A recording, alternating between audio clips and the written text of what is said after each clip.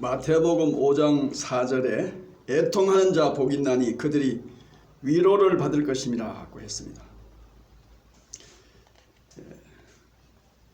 일본 동경 시부야역 광장에 세워져 있는 그 한 마리의 개동상, 유명한 그 개동상이 있습니다. 히치코, 그 개 이름이 히치코인데 그 앞을 지나가는 수많은 행인들의 발걸음을 멈추게 합니다. 저도 그 일본에 여행을 했을 때에 동경의 그 번화가 시부야역 광장의 그 개동상 앞에서 한참 숙연한 마음으로 그 개동상을 본 일이 있습니다. 이 개는 집 나간 후 오랫동안 돌아오지 않고 있는 주인을 기차역 앞에 나와서 그 추위와 굶주림을 참아가면서 주인이 오기까지 기다렸는데 그 주인이 이 개가 죽을 때까지 그 주인이 나타나지 않았습니다. 그래서 개는 죽었는데 그 개의 주인을 향한 아름다운 절개를 기리어서 많은 사람들이 모금을 해서 세운 동상이 바로 이 히치코 동상입니다. 사람들은 이 동상을 보면서 세상에는 이 개만도 못한 인간들이 있음을 한탄을 하고 있습니다. 요즘 코로나19 때문에 뉴스에서 가려져 있어서 그렇지 지금 대한민국의 안위를 위해서 대단히 중요한 이런 일들이 지금 많이 일어나고 있습니다. 지난 유엔 총회에서 행한 문 대통령의 그 종전선언 문제라든지 우리나라의 안보를 담당하고 있는 가장 중요한 그 고위층 거의 100% 거의 뭐 대다수가 이 한국의 안보 문제를 허물기 위해서 유엔사를 해체해야 된다 하는 데 대해서 아주 발악을 하고 있습니다. 이 유엔사는 규모는 소규모 적습니다마는 그 기능과 중요성은 대단합니다. 우리 한국의 안보에 있어서 정말 없어서는 안 될 이런 그 중요한 기구인데 이것을 왜 굳이 우리나라의 안보를 담당하고 있는 이러한 사람들이 허물자고 그러는지 이 인간들이 정말 한국의 가장 혜택을 많이 받고 있는 사람들이 대한민국의 가장 대한민국 때문에 허위허식하면서 부귀영화를 누리고 고위공직에서 대한민국의 도움을 가장 어느 누구보다도 많이 받고 있는 이들이 이러한 그 반국가적인 대역무도한 이 역적질을 하고 있다는 것을 생각하면은 정말 개만도 못한 인간들, 이러한 인간들이 있어서 슬픈 세상이다 하는 생각을 하지 아니할 수가 없습니다. 왜 대한민국의 국방을 책임지고 있는 국방부 장관이 16개국에 뭐 할 짓이 없어서 16개국에 공문을 보내서 한반도의 전쟁이 나도 유엔군은 참전하지 말라고 하는 이것은 무슨 심보입니까?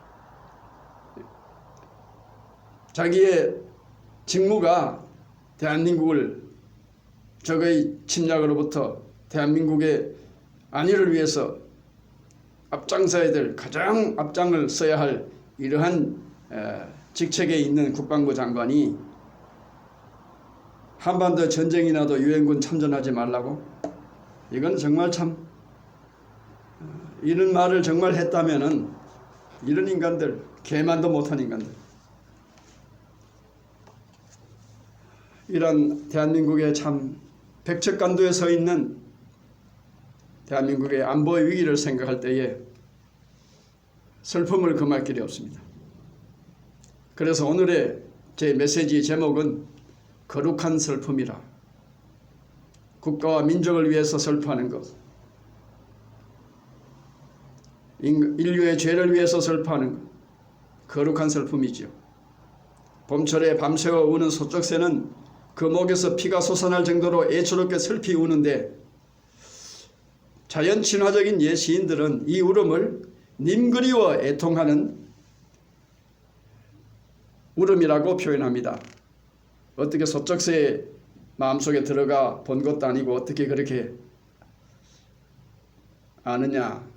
밤이 새도록 목으로 피를 토하며 울어대는 소쩍새 울음의 성격을 님 그리운 애통이라고 본 것은, 이것은 시적인 미학에서 말하는 시인의 감정이입, 이것을 시인의 감정이입이라고.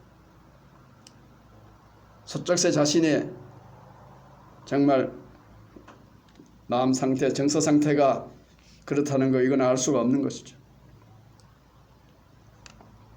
그러나 하나님의 형상대로 창조된 인간에게는 거룩한 슬픔이 있습니다. 인간은 하나님의 의 때문에 슬퍼할 줄 아는 존재입니다. 하나님의 의 때문에 슬퍼하는 자에게는 복이 있습니다. 이 슬픔은 하나님이 기억하는 거룩한 슬픔이기 때문입니다. 거룩한 슬픔은 행복의 열매를 맺게 해주는 씨앗입니다. 다윗은 하나님의 의 때문에 슬퍼하는 자였습니다. 시편 42편에 보면은 사람들이 종일 나더러 하는 말이, 너 하나님이 어디 있느냐? 그렇게 말하니 내 눈물이 주야로 내 음식이 되었다. 그렇게 표현하고 있습니다. 다윗의 슬픔은 신앙적인 애통이요, 그의 눈물은 의의 눈물이었습니다. 하나님이 없다고 하는 자들, 곧 불신자들을 생각할 때에 그들의 영혼이 불쌍해서 흘리는 눈물, 곧 애통의 눈물이었습니다. 사도 바울이 사도행전에서 내가 3년이나 밤낮 쉬지 않고 눈물로 각 사람들을 훈계하던 것을 기억하라. 사도행전 20장 31절에 그렇게 쓰여져 있습니다. 이것을 보아도 사도 바울의 눈에도 애통의 눈물이 마를 사이가 없었던 것을 알 수 있습니다. 애통의 눈물은 감정의 눈물이 아니요, 분노의 눈물이 아니요, 배우들의 연기의 눈물이 아닙니다. 애통하는 자의 눈물은 십자가의 사랑에서 흘러나오는 회개의 눈물입니다. 요한 칼빈 선생은 이 부분을 이렇게 주석하고 있습니다. 자기의 죄와 그 죄로 억압당하고 고통받는 자들을 위해서 가슴 부서져 내리는 아픔, broken heart.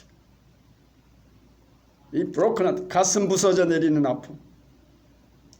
이 아픔을 느끼는 사람은 이러한 슬픔이 지나면 반드시 하나님이 주시는 참 기쁨을 맛볼 것이기 때문에 이러한 사람이 참으로 행복한 사람입니다.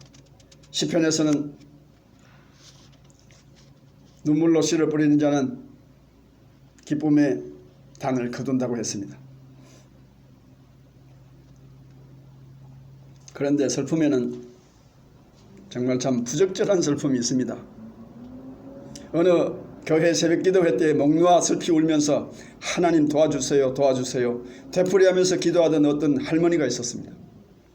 기도를 마치고 돌아간 담임 목사님이, 할머니 무슨 일이라도 있으세요? 댁에 무슨 일이라도 있으세요? 말씀해 주시면 제가 기도해 드리겠습니다 라고 했더니 할머니와 어젯밤에 텔레비전 연속극에서 준구가 나쁜 놈들한테 죽게 됐잖아요. 하도 불쌍하고 안타까워서 하나님께 그 준구를 좀 도와주시라고 기도했어요. 이것은 웃지 못할 부적절한 슬픔입니다.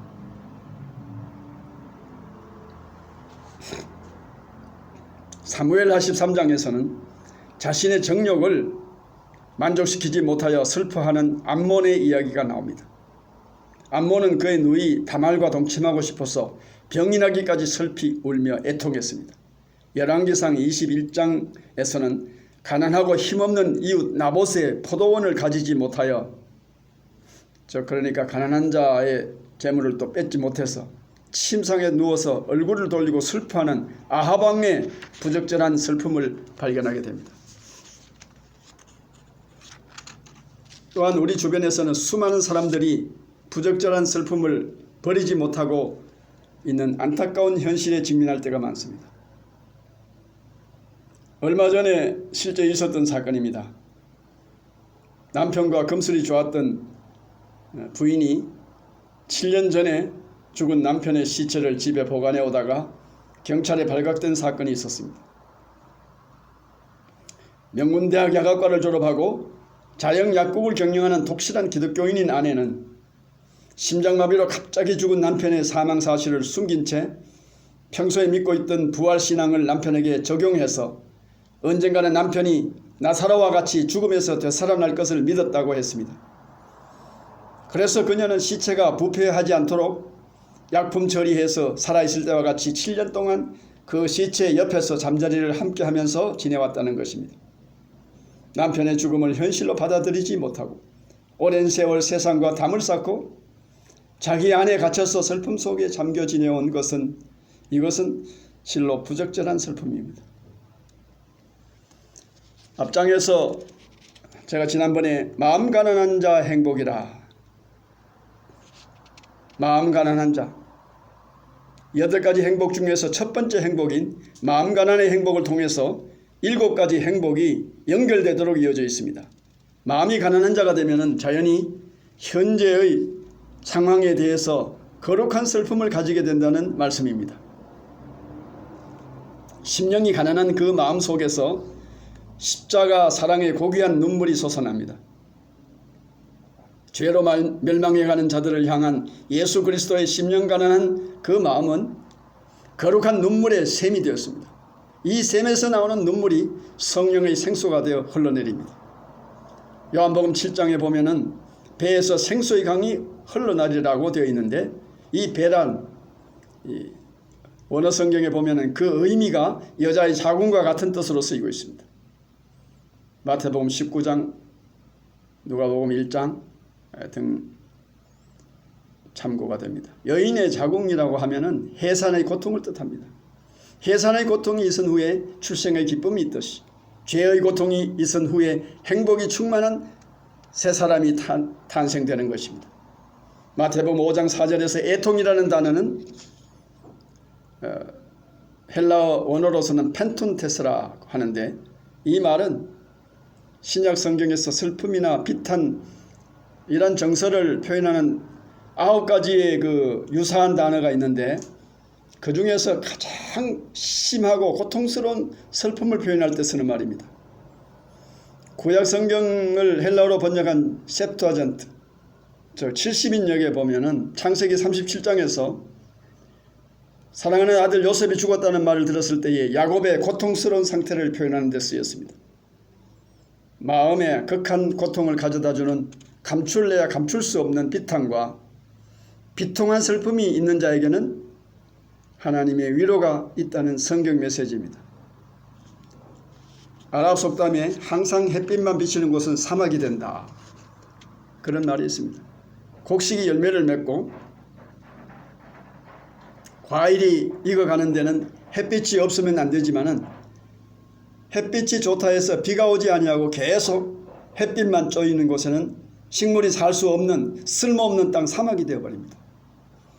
우리는 역경과 슬픔을 통해서 2가지 교훈을 배웁니다. 첫째, 나의 역경과 슬픔을 통해서 이웃의 진정한 사랑을 깨달을 수 있습니다. 진실된 이웃은 내가 어렸을 때에, 내가 역경에 처해 있을 때, 내가 어려울 때에 나를 붙잡아주고 도와주고 사랑을 베풀어주는 이웃입니다. 둘째, 하나님의 진정한 위로와 격려를 받을 수 있습니다. 우리가 역경과 슬픔에 처해 있을 때 예수께서 우리의 힘이 되어주시고 위로가 되어주십니다. 오늘날의 쾌락지상주의, 물질만능주의는 우리로 하여금 슬픔을 고의적으로 잊게 하고 인위적으로 망각하게 합니다. 그 결과 우리 모두를 하나님의 사랑에 대한 불감증 환자로 만들어버리는 것입니다. 애통하는 자 복 있나니, 이 사람이 하나님의 진정한 위로를 받을 것이다 라는 이 하나님의 오늘의 메시지를 여러분들이 받아들이고 거룩한 슬픔을 통해서 하나님의 위로를 받으시는 저와 여러분이 되시기를 주 예수 그리스도 이름으로 축원합니다.